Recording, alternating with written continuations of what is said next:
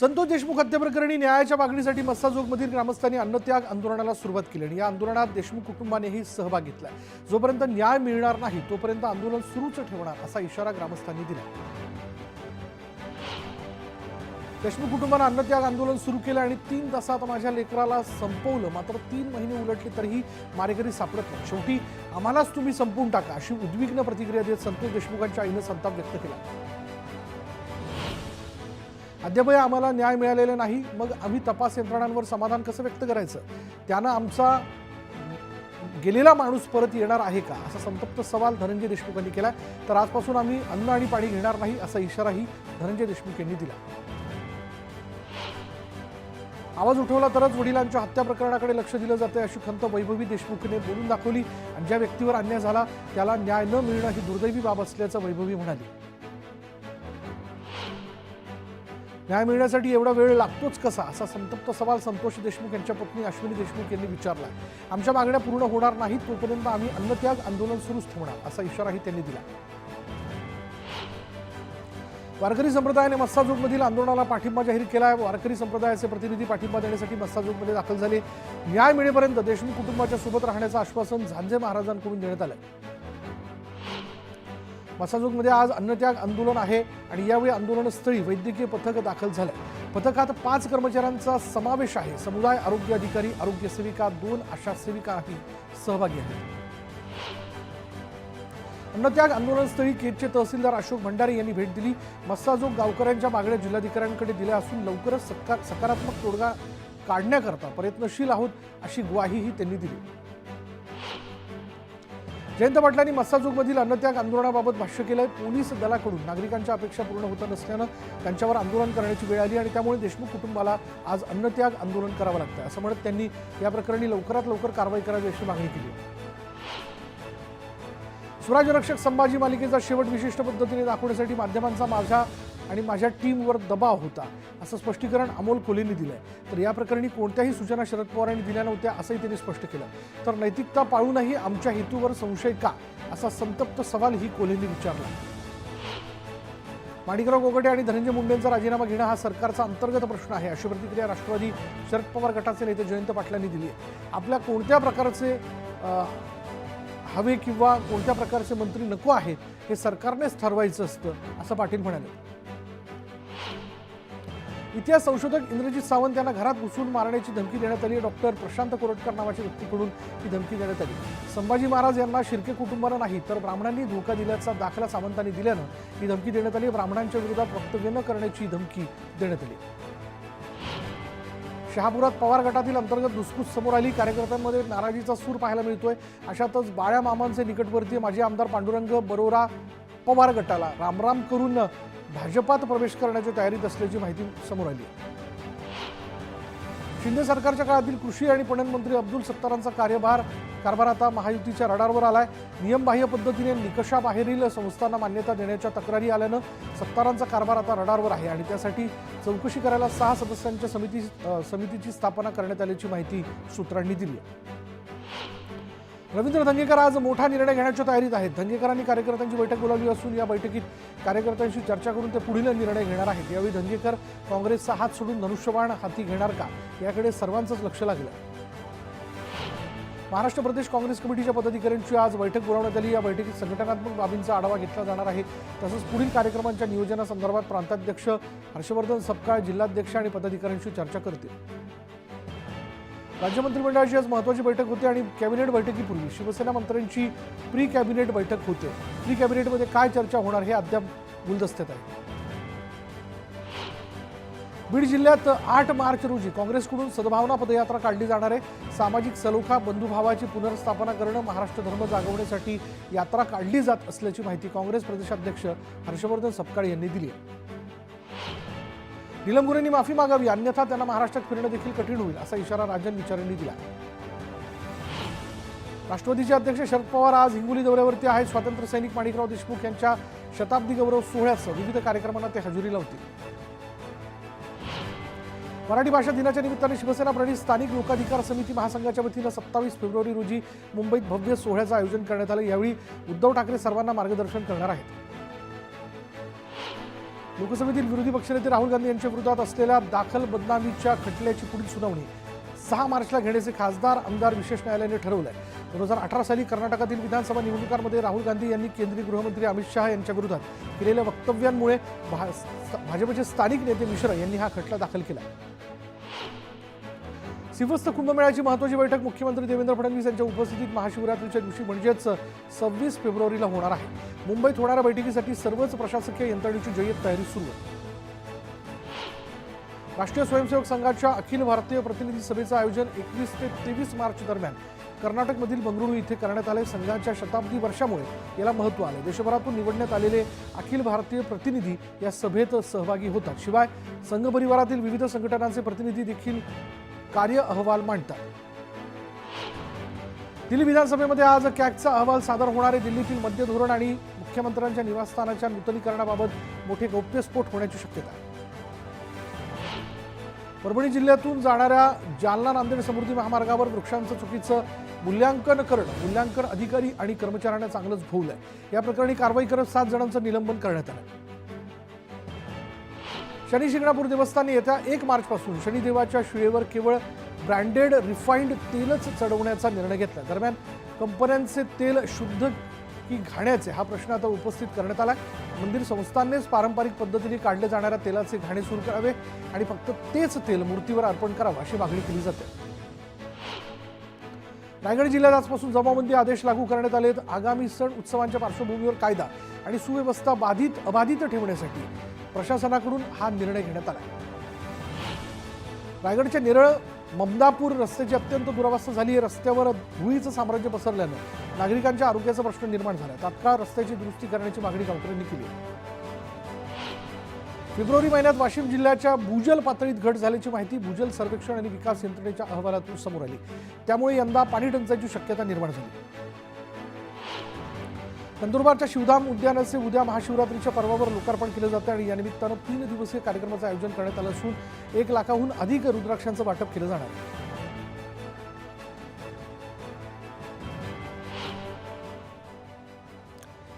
यानंतर एक breaking news. राज्य मंत्रिमंडळ बैठकीला वादग्रस्त मंत्र्यांनी दांडी मारलेली। राष्ट्रवादी काँग्रेसचे वादग्रस्त मंत्री धनंजय मुंडे हे गैरहजर आहेत। भाजपचे वादग्रस्त मंत्री माणिकराव या ठिकाणी राष्ट्रवादी काँग्रेसचे आणखीन एक वादग्रस्त मंत्री माणिकराव कोकाटे हे देखील गैरहजर असल्याचं कळतंय। आज कॅबिनेट पार पडते आहे आणि या कॅबिनेट बैठकीमध्ये आपण बघतोय की धनंजय मुंडे आणि माणिकराव कोकाटे हे दोघंही गैरहजर आहेत।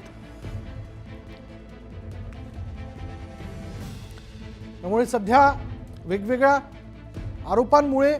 आरोपांनी घेरले गेलेले धनंजय मुंडे आणि शिवाय माणिकराव कोकाटे खरं तर ज्यांच्या बाबतीतला न्यायालयाचा एक निकाल जो आहे जुन्या केसचा निकाल म्हणजे 1995 ची केस होती त्या संदर्भातला निकाल लागला ज्यामध्ये त्यांना 2 वर्षांची शिक्षा जी आहे तुरुंगवास ठोठावण्यात आलेला होता पण त्यांना अंतरिम दिलासा मिळालेला आहे। काल न्यायालयाने त्यांच्या संदर्भातला निर्णय जो होता त्याला दिलासा दिल्याचं आपण बघतोय। आणि आता पुन्हा एकदा दुपारच्या इतरही घडामोडी अगदी झटपट सुरुवात करूया। अलिबाग तालुक्यातील समुद्रात असलेल्या खांदेरी किल्ला पाहण्यासाठी हजारो पर्यटक भेट देतात। मात्र हे पर्यटक किल्ल्यावर अस्वच्छता पसरवत असल्याचं समोर आलं। किल्ल्यावर दारूच्या बाटल्यांसह प्लास्टिकचा खच असल्यानं संताप व्यक्त केला जातोय। मालेगावात सकल हिंदू समाजाच्या वतीनं हिंदू संत संमेलनासाठी आयोजकांनी साध्वी प्रज्ञा सिंग यांना निमंत्रित केलं। मात्र याला समाजवादी पार्टीनं विरोध केल्यानं आयोजक आणि समाजवादी पार्टी चांगलीच जुंपली आहे। श्रावणबाळ सेवा राज्य निवृत्ती वेतन योजनेच्या छत्रपती संभाजीनगर जिल्ह्यातील लाभार्थ्यांना अद्यापही डिसेंबर महिन्यातील अनुदान मिळालेलं नाही। आधार प्रमाणीकरण नसल्यानं 14,000 लाभार्थी योजनेपासून वंचित राहणार आहेत।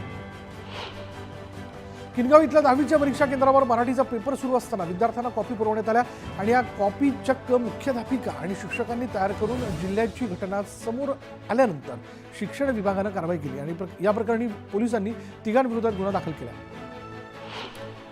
उन्हाच्या तीव्रतेमुळे व्याकुळ झालेल्या पक्ष्यांना पाहण्यासाठी वणवण भटकंती करावी लागते आणि यावेळी पक्ष्यांना उन्हाळ्यातही वणवण न करता पाणी मिळावं यासाठी जलपात्र बांधण्यात आले। अहिल्यादेवी होळकर विद्यापीठाच्या शेतात असलेल्या झाडांवर जलपात्र बांधण्यात आले।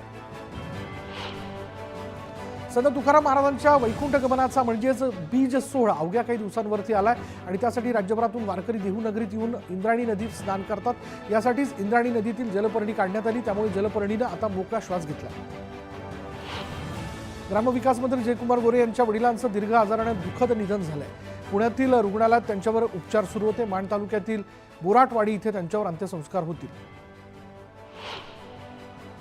पुणे पोलिसांकडून वाहतुकीचे नियम तोडणाऱ्या 1518 वाहन चालकांवर कारवाई करण्यात आली. वाहन चालकांकडून 13,65,000चा दंड वसूल करण्यात आला.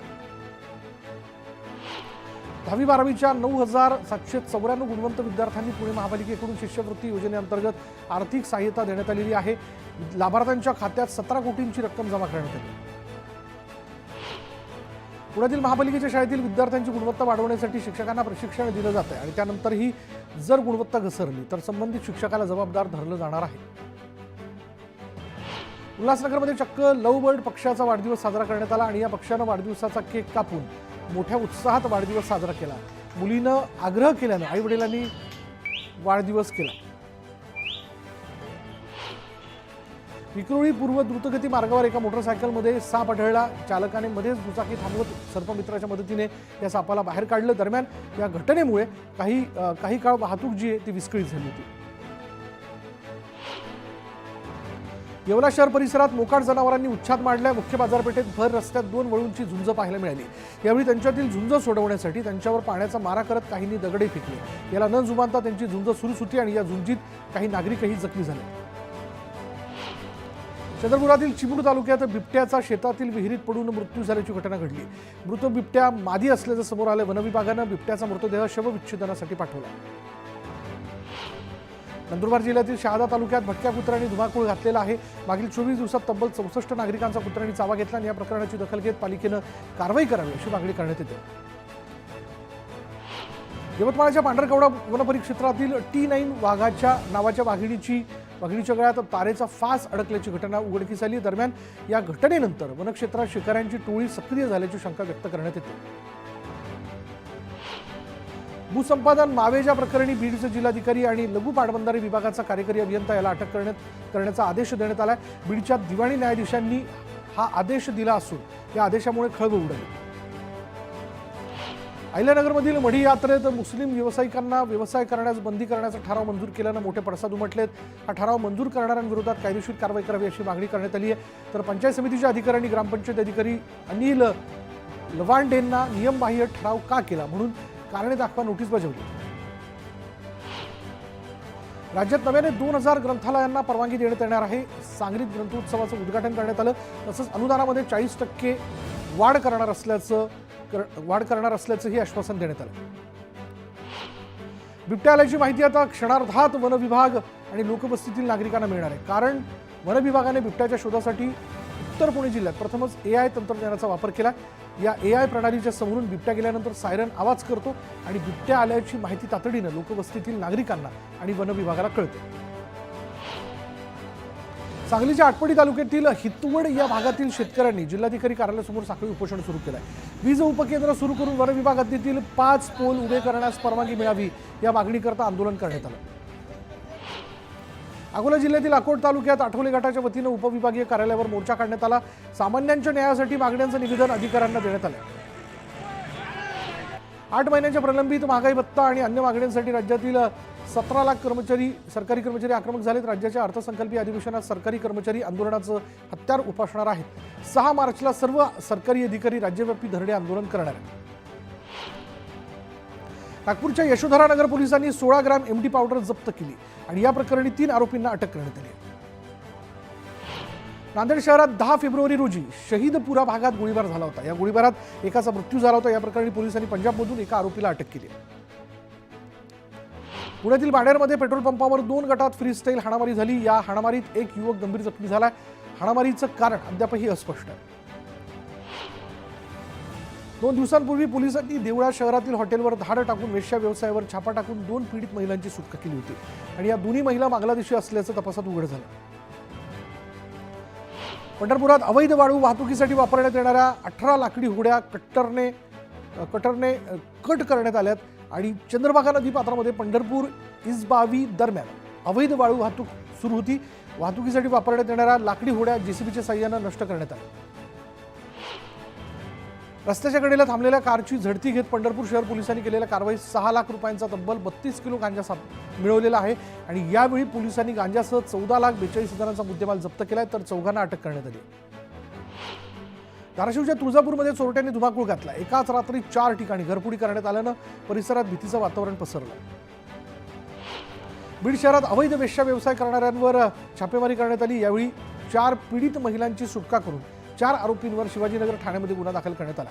वेश्या नावाखाली पत्नी आणि एक खासगी इसम यांच्या मदतीने राहत्या घरात महिलांना बोलावून वेश्या व्यवसाय करत असल्याची माहिती पोलिसांना मिळाल्यानं डमी ग्राहक पाठवून त्यांच्यावर छापा टाकण्यात आला. अहिल्यानगर जिल्ह्यातील राहुरी इथे प्राणघातक शस्त्र जवळ बाळगून दहशत करणाऱ्या 4 जणांना पोलीस पथकाने गजाआड केलंय, तर या 4 जणांवर आर्म ऍक्टचा गुन्हा दाखल करण्यात आला. अश्लील वक्तव्यांमुळे चर्चेत आलेला युट्यूबर रणवीर अलाहाबादिया याची सोमवारी महाराष्ट्र सायबर पोलिसांनी चौकशी केली. इंडियाज गॉट लेटेड या कार्यक्रमात झालेल्या अश्लील वक्तव्यांवरून त्याला चौकशीची नोटीस बजावण्यात आली होती आणि त्यावरून रणवीरसह आशिष चंचलानी याने सोमवारी हजेरी लावून आपला जबाब नोंदवला.